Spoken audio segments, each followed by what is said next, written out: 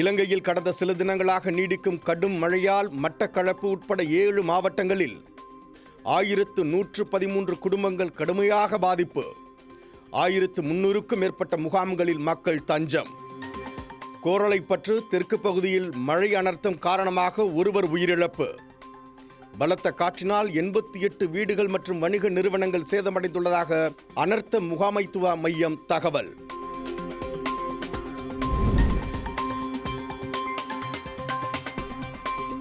தமிழக அரசின் எச்சரிக்கையையும் மீறி மயிலாடுதுறை மாவட்ட டாஸ்மாக் கடைகளில் மது பாட்டிலுக்கு கூடுதலாக 10 ரூபாய் வசூலிக்கப்படுவதாக குற்றச்சாட்டு. கூடுதல் பணம் வசூலிப்பது குறித்து கேள்வி எழுப்பிய மது பிரியர்களிடம் விலையை குறைக்கச் சொல்லி எங்களுக்கு இன்னும் மேலிடத்திலிருந்து உத்தரவு வரவில்லை என ஊழியர்கள் பதிலால் சலசலப்பு.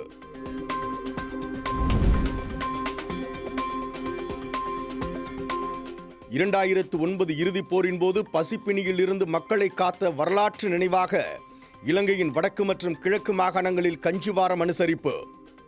மாந்தை கிழக்கு ஒட்டன்குளம் பகுதியில் இளைஞர்கள் மற்றும் கலைஞர்கள் இணைந்து முள்ளிவாய்க்கால் கஞ்சி காய்ச்சி பேருந்து பயணிகள் மற்றும் பொதுமக்களுக்கு வழங்கி தியாகத்தை நினைவு கூர்ந்தனர்.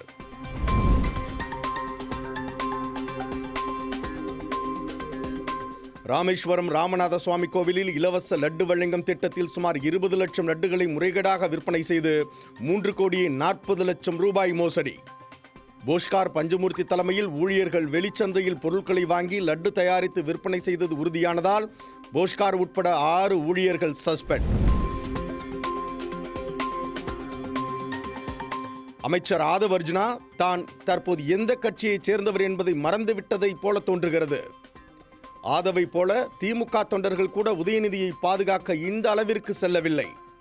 சனாதன தர்மத்திற்கு எதிராக பேசிய எதிர்க்கட்சித் தலைவர் உதயநிதிக்கு ஆதரவாக அமைச்சர் ஆதவ் அர்ஜுனா தெரிவித்த வீடியோவை வெளியிட்டு தமிழக பாரதிய ஜனதா முன்னாள் தலைவர் அண்ணாமலை கடும் கண்டனம்.